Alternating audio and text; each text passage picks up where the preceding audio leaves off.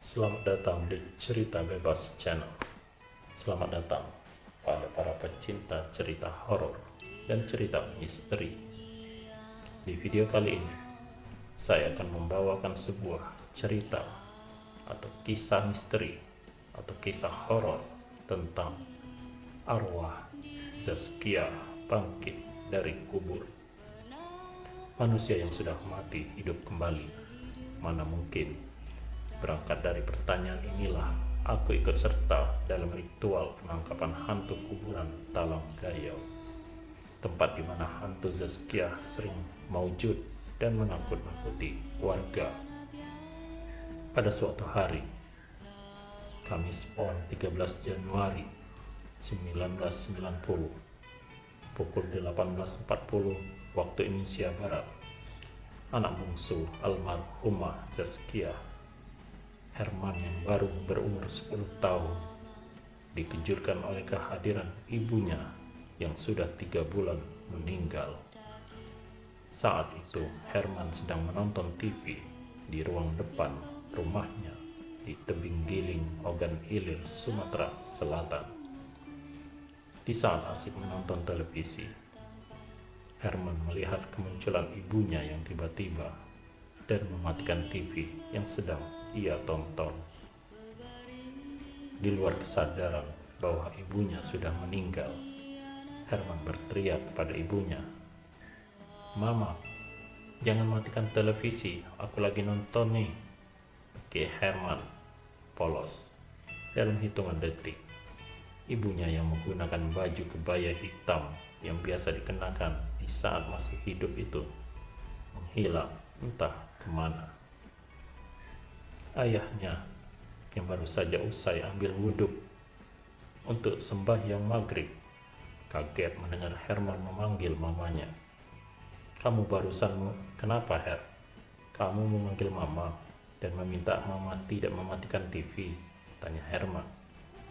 Setelah dijawab iya oleh Herman, kagetlah si ayah. Sebab Herman benar-benar melihat ibunya yang sudah meninggal datang lagi dan mematikan TV. Ibu memakai baju kebaya warna hitam dan sarung warna coklat yang biasa dipakainya di waktu masih hidup, cerita Herman. Mulanya Ardan, ayah Herman, mengira anaknya meninggal atau si bungsu sedang berhalusinasi karena sedang merindukan ibunya. Tapi habis sholat maghrib, Ardan dikejutkan lagi oleh kelebat hitam di ruang sembahyang. Setelah diperhatikannya dengan seksama, kelebat itu ternyata sosok Zaskia, almarhumah istrinya yang telah memberinya 3 anak. "Oh Tuhan, bukankah itu Zaskia?" batin Ardan. Ardan segera menghambur ke ruang belakang di mana istrinya itu melesat. Sesampainya di lorong menuju dapur, Ardan melihat telak wajah istrinya yang tegak menghadap ke arahnya dengan wajah pucat, berbola mata warna putih semuanya. Zaskia memakai kebaya warna hitam dan sarung coklat kesukaannya ketika masih hidup. "Zaskia, kamu kah itu?" tanya Ardan. Karena sudah menjadi hantu, Zaskia tidak menjawab sepatah kata pun. Dalam hitungan detik setelah ditanya, sosok Zaskia pun menghilang keluar jendela yang belum terkunci. "Zaskia, Zaskia, kemana kamu?" Ibu Ardan makin penasaran. Sejak malam itu, Ardan menjadi gelisah. Matanya tak dapat dipejamkan dan Ardan sama sekali tak dapat tidur. Jantungnya mulai goyah dan batinnya pun resah. Perasaan pun tiba-tiba menjadi gamang. Pikirannya jauh menerawang ke sosok istri yang sangat dicintainya itu. Juga pada kenangan indah saat terakhir kali dia berdua istrinya di Sungai Musi dengan speedboat berdua. batin Ardan. Mana mungkin Zaskia yang sudah mati bisa hidup kembali dan menjadi hantu seperti itu? Sebelum pertanyaan itu terjawab olehnya sendiri, Ardan disentakkan oleh jeritan Nyonya Hamid, tetangga sebelah selatan rumahnya. Ardan segera beranjak keluar rumah dan bertanya pada Nyonya Hamid. Nyonya Hamid tersungkur di lantai bawah rumahnya dan seperti orang trans. "Kenapa, Bu?" tanya Ardan gelagapan.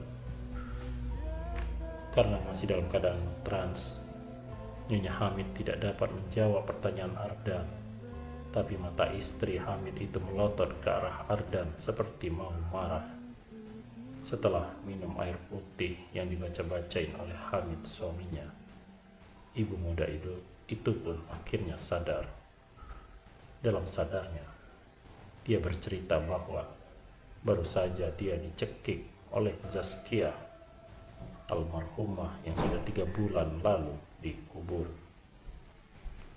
"Istri Bapak hidup lagi, dan dengan jelas saya lihat wajahnya, tapi bola matanya semuanya putih dan giginya bertaring 2, ungkap Nyonya Hamid datar.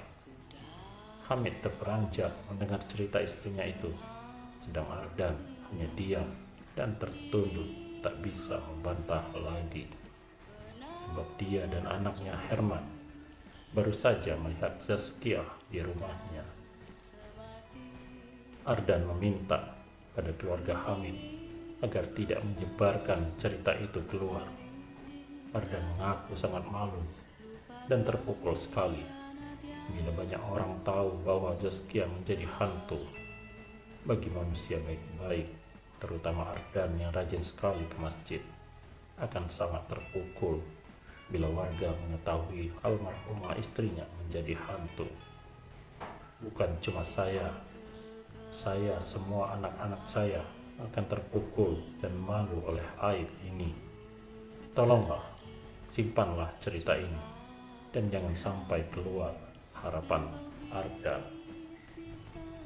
Ardan berdalih bahwa setiap manusia yang mati jadi hantu, biasanya orang tersebut saat hidupnya sangat jahat. Selain banyak dosa pada sesama, dia juga biasanya punya hati busuk ketika hidup, sirik, dengki, iri hati, dan nyinyir. Walau saya sangat mencintainya, tapi saya akui istri saya telah banyak menyakiti hati orang dengan pekerjaannya sebagai pedagang uang. Aku Ardan. Memang, Ardan tahu betul tentang tabiat istrinya itu. Ketika hidup, istrinya menjadi lintah darat dan memperdagangkan uang dengan bunga yang besar. Bila pelanggan terlambat bayar, Zaskia tidak segan-segan mengambil benda-benda berharga secara paksa. Bahkan kerap pula melakukan kekerasan bersama pasukan penagih hutangnya yang terdiri dari preman-preman berbadan besar. Selain banyak menyiksa penghutang, Zaskia juga terkenal berani melawan suami, punya hati sirik, dengki, iri, dan mulutnya sangat pedas menyakiti hati orang. Pada saat Zaskia dimakamkan di pemakaman Talanggayam, pelayat sudah curiga bahwa matinya Zaskia tidak sempurna. Sebab selain tanahnya sangat kurang untuk menutupi kuburannya, di dalam kuburan juga mengalir air dan berkumpul banyak belatung. Kata orang, bila manusia banyak menyakiti hati orang lain, kuburannya akan sempit dan banyak belatung dan ular di makamnya. Benar saja, setelah 3 bulan dimakamkan, mayat Zaskia bangkit lagi. Setiap sore hari tertentu menjelang azan maghrib, kuburannya merekah kemudian mengeluarkan asap putih. Asap itu bergumpal lalu mewujud seperti sosoknya ketika hidup. Bedanya, kini dia bertaring dan bermata putih tanpa bola mata hitam dengan wajah yang pucat tidak berdarah. Setiap malam Jumat Kliwon, Selasa Wage dan Minggu Pon, arwah Zaskia maujud berkeliling kampung. Bahkan orang-orang yang lalu lalang di jalanan depan rumahnya kerap melihat sosok Zaskia di bawah rumah panggung miliknya. Di dalam kegelapan dan samar-samar malam, sosoknya selalu duduk jongkok menghitung uang di tangannya. Saat senter mengarah kepadanya, matanya akan membelalak dengan warna putih semua. Mulutnya membuka, memperlihatkan taring bagaikan Dracula di film-film horor. Jadi, walau Hamid dan istrinya tidak membocorkan kejadian yang mereka alami, karena warga lain melihat sendiri hantu Zaskia, maka menyebarlah kasus bangkitnya Zaskia dari kubur itu dan menyebar ke seantero kelurahan. Menurut para dukun di wilayah itu, bahwa hantu Zaskia menghitung uang karena semasa hidupnya diperbudak oleh uang. Dia sangat tergila-gila dengan uang, bahkan menjadikan uang seperti Tuhan dalam tanda petik. Zaskia memperdagangkan uang dengan kesadisannya tersendiri. Uang itu diperanak-pinakan atau dibungakan dengan bunga yang mencekik leher. Zaskia menggunakan kesempatan pada orang-orang yang terdesak butuh uang dengan bunga yang teramat tinggi dan cara penagihan yang menekan orang. Banyak pelanggan yang sakit hati, stres, dan bahkan ada yang sampai mati karena depresi. Maka itulah saat meninggal Zaskia menjadi hantu yang mengerikan dan membuat kampung menjadi angker. Sebagai wartawati bidang supranatural, aku tertarik betul ketika kumpulan paranormal Indralaya melakukan ritual penyempurnaan arwah. Hantu Zaskia akan ditangkap dan dimasukkan ke dalam botol, lalu dilarung ke Sungai Musi dan dihanyutkan ke Laut Selat Bangka, 68 mil laut dari Jembatan Ampera, Kota Palembang. Malam Jumat Kliwon, 18 Maret 1990, dilakukanlah ritual penangkapan arwah di makam Zaskia di Talang Gayo. 5 paranormal asal Indralaya itu memperbolehkan aku meliput. Kusiapkan hendikan Sony CCD, juga kodak kamera Nikon FM2 dengan ASA 1600, serta kamera TV closed circuit penangkap cahaya berintensitas rendah. Batinku gamang juga saat melihat kelima paranormal itu membakar hiyo, madar Turki, kemenyan Arab, dan meletakkan apel jin di pusara Zaskia. Mereka berkomar kamit, membaca mantra, sedangkan aku sibuk menepuk nyamuk yang begitu banyak hingga di tangan dan kakiku. Pas bersamaan dengan suara azan maghrib dari surau terdekat, tiba-tiba pusara bagian kepala Zaskia Mekah. Tanah membuka selebar 10 cm dengan dimulai meretak secara alami sedikit demi sedikit. Dalam hitungan detik, lubang yang membuka itu mengeluarkan asap. 5 paranormal yang dipimpin Bang Usni itu buru-buru meletakkan botol di bagian lubang, kemudian menampung semua asap hingga memenuhi botol. Setelah penuh dan asap dari dalam makam habis, botol itu ditutup dengan penutupnya. Agar penutup itu menjadi kuat, Bang Usni menambah pula tutup plastik tebal dan diikat dengan karet ban. Setelah rapi, 5 paranormal itu bermeditasi lagi dan mengucapkan mantra-mantra khas. Beberapa saat kemudian, mereka merapikan kembali apel jin, mandat Turki, dan kemenyan Arab yang telah mereka bakar. Lalu, kami bersama-sama pergi ke kota Palembang dan melarung botol itu ke Sungai Musi yang sedang surut ke arah Laut Sungsang di Selat Bangka. Semua peristiwa itu terekam dalam kameraku dan aku menurunkan liputan itu di majalah segmen Supranatural tempatku bekerja. Botol telah hanyut di sungai menuju laut. Perlahan tapi pasti, asap itu mengapung dan pergi untuk selamanya, kata Bang Usni. Asap itu adalah arwah dari alam kubur yang mewujud menjadi hantu Zaskia. Dengan tertangkapnya asap itu, dijamin 100% hantu Zaskia pergi ke alam keabadian dan hantunya tidak akan kembali lagi. Ardan telah membayar mahal pada mereka atas tugas-tugas goib itu. Ardan tak hendak menyusahkan warga karena hantu istrinya yang terus-menerus menampakkan diri dan mencari korban. Tanggal 18 dibuang ke sungai. Tanggal 30 Maret 1990 pukul 19.00, hantu Zaskia ditemukan lagi di bawah rumahnya. Yang melihat hantu itu adalah Ardan sendiri, dan Ardan dicekik oleh hantu istrinya itu.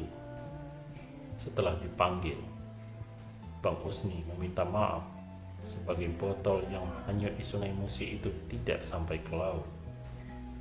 Di sekitar Pulau Kemarau, botol itu tertabrak maling-maling kapal dan pecah.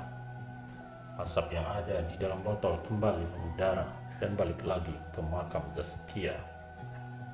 Sepanjang 56 km, kata Bang Usni. Asap bisa mengenali makam dan kembali ke jasad yang telah menjadi tulang belulang. Untuk itulah, Bang Usni berjanji akan melakukan ritual penyempurnaan ulang. Tapi sayang, tanggal 5 April 1990, Bang Usni dan 4 temannya sesama paranormal mati dalam kecelakaan lalu lintas di Gawaran.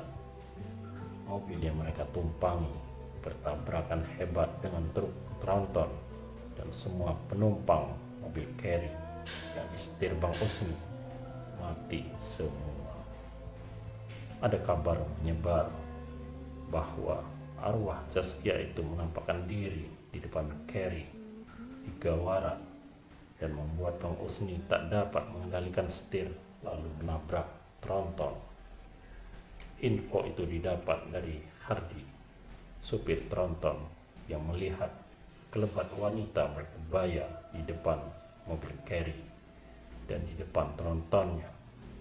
Keterangan itu dikaitkan warga dengan sosok hantu Zaskia, di mana dari kebaya hitam dan sarung yang dikenakannya merupakan busana khas hantu Zaskia yang selama ini menampakkan diri. Hingga kini, pekuburan Taronggayo masih sangat ditakuti warga. Bila malam sudah tiba, tidak ada seorang pun yang berani melewati pemakaman yang kini jadi buah bibir itu. Walau sudah banyak ulama, kiai, dan ustadz yang mendoakan agar arwahnya kembali ke alam barzah, namun hantu Zaskia terus-terusan muncul di hari-hari yang disebut di atas tadi. Hantu Zaskia masih berkeliaran keluar dari alam pemakaman yang disebut oleh warga sebagai bangkit dari kubur. Demikianlah sebuah kisah yang diangkat dari kisah nyata ini. Semoga memberikan hikmah dan pelajaran bagi kita semua. Wallahu a'lam bishawab. Terima kasih.